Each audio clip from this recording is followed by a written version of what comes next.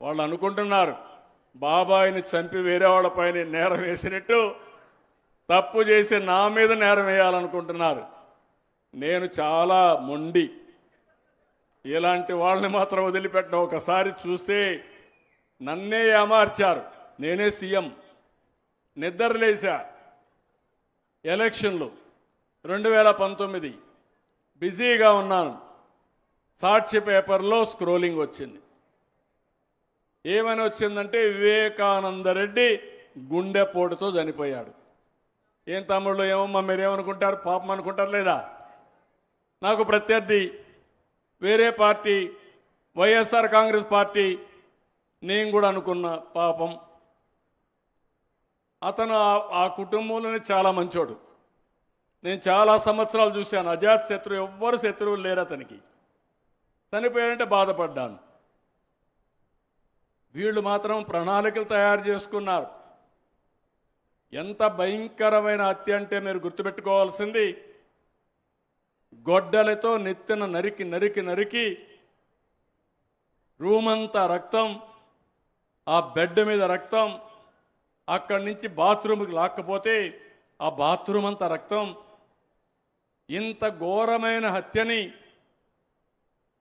ఏదో గుండెపోటని చిత్రీకరించి బాడీ ముక్కలైపోతే మెదడంతా దాన్నంతా మళ్ళా కూర్పు చేసి, అది కూడా ఎవరు చేశారు? వీళ్ళ మామ హాస్పిటల్, పిల్లనిచ్చిన మామ, భారతి గారి మామే, తండ్రి. ఆ హాస్పిటల్ నుంచి మనుషులు తెచ్చి కుట్టి ఒక బాక్స్లో పెట్టి అంత్యక్రియలు చేయాలనుకుంటే ఆయన కూతురికి ఎందుకో డౌట్ వచ్చింది. భగవంతుడు ఏమన్నా ఒక ఆలోచన చెప్పాడేమో. యామారావు తల్లి నన్ను చంపింది ఆత్మహత్య కాదు, గుండెపోటు కాదు, నన్ను చంపేశారంటే అప్పుడు ఆ అమ్మాయి అడిగింది కూతురుగా. ఏమడిగిందంటే పోస్ట్ మార్టం చేయమని. అప్పుడు పోస్ట్ మార్టం చేయమంటే నేను కూడా చెప్పాను పోస్ట్ మార్టం చేయమన్నాను. అప్పుడు వాస్తవం బయట వచ్చింది. తల మీద గొడ్డలతో నరికారు, భయంకరంగా నరికారు, మెదడు బయట వచ్చిందని ఎప్పుడు రిపోర్ట్ వచ్చింది.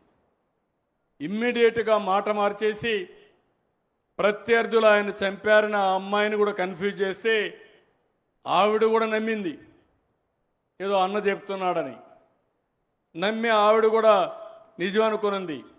నిన్న చెప్తా ఉంది ఆవిడ. ఏం చెప్పిందో మీరు విన్నారు. ఇది చంపింది ఆదినారాయణ రెడ్డి, బీటెక్ రవి, సతీష్ రెడ్డి చంపారని రాసి పేర్లు రాసిచ్చి ఆవిడ కూడా సంతకం పెట్టమంటే నేను సంతకం పెట్టననింది. తర్వాత ఇద్దరు కూడా కోర్టుకు వెళ్ళారు సిబిఐ కావాలని. రెండవ రోజున నిద్రలేసి నారాసుర రక్త చరిత్రని సాక్షి పేపర్లో వేసి నా చేతిలో కత్తి పెట్టి శవం అక్కడ పెట్టారు. ఏమమ్మా మీరందరూ ఒప్పుకుంటారా? ఏం తమ్ముళ్ళు మీరు ఒప్పుకుంటారా అని అడుగుతున్నా. ఏమమ్మా మీరు ఒప్పుకుంటారా నేను అడుగుతున్నా.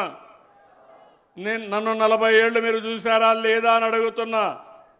78లో ఎమ్మెల్యే అయ్యా, ఆంధ్రప్రదేశ్కి ముఖ్యమంత్రిగా 95లో అయ్యా. 9.5 సంవత్సరాలు ఎవ్వరికి రాని అవకాశం, దగ్గర 10 ఏళ్ళు ముఖ్యమంత్రిగా పనిచేశాను. హైదరాబాద్ లాంటి నగరాన్ని నిర్మాణానికి దోహదం చేశా.